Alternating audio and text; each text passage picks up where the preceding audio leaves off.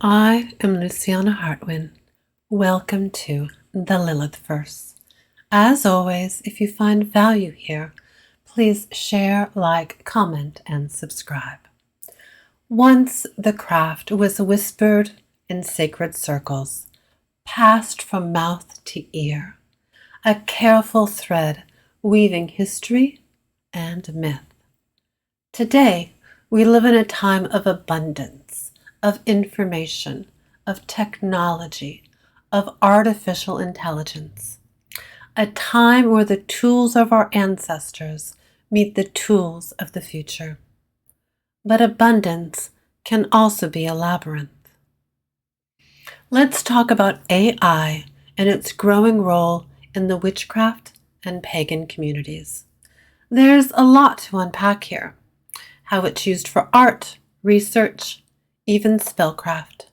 It's tempting to see AI as a shortcut, a way to make the unseen visible or to find quick answers to complex questions. But with that temptation comes a warning. AI can produce myths, histories, and spiritual practices that feel ancient and authoritative, but they're not. Imagine encountering a beautifully crafted story about Lilith creating enchanted mirrors that could reveal the hidden fears and desires of anyone who dared look into them. Or that the goddess Morrigan once created sacred ravens with the ability to whisper forbidden knowledge to mortals. It's engaging, it's alluring, and it's completely fabricated. And here's where we step into more dangerous territory, the blending of fact, fiction, and unverified personal gnosis, or UPG. Unverified personal gnosis is the deeply personal, spiritual knowledge or insight someone receives, an intuitive knowing or experience with the divine. It can be powerful, transformative even, but it's important to recognize that it is personal. It is not historical fact. It's not shared mythology. The danger arises when UPG is presented as universal truth or ancient wisdom. The same applies to AI-generated content. When creators, human or machine, blur the line between fiction and reality without transparency, it becomes all too easy for seekers to take these fabrications as truth. Research is your greatest ally. Witchcraft, paganism, and spirituality thrive on curiosity and exploration, reading primary texts, diving into historical sources, cross-referencing myths from multiple cultures. This is how we ground ourselves in the craft.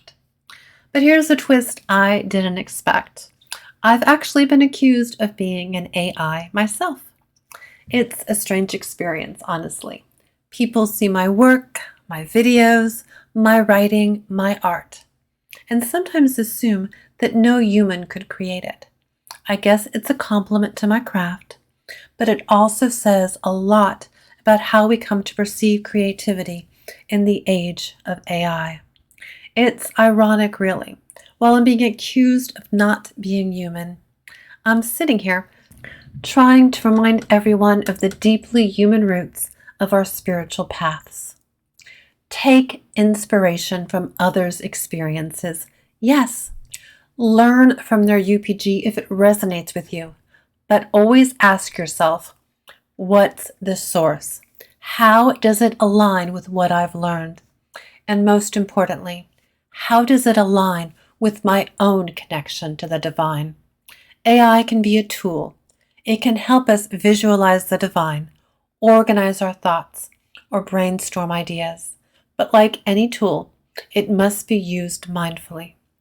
Don't let it replace your intuition or your research. The craft is about connection to the earth, to spirit, to knowledge. Don't take the word of anyone claiming to be an authority who claims to have a stronger connection to the divine than you do. Connections don't come from shortcuts. So, a word of caution: if someone claims to speak absolute truth, especially when it contradicts historical or cultural context, pause. Question, research. Remember that your path is yours to walk, and no one, human or machine, can do that for you.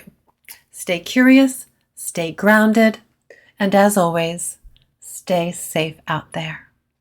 If you found value here, please share, like, comment, and subscribe.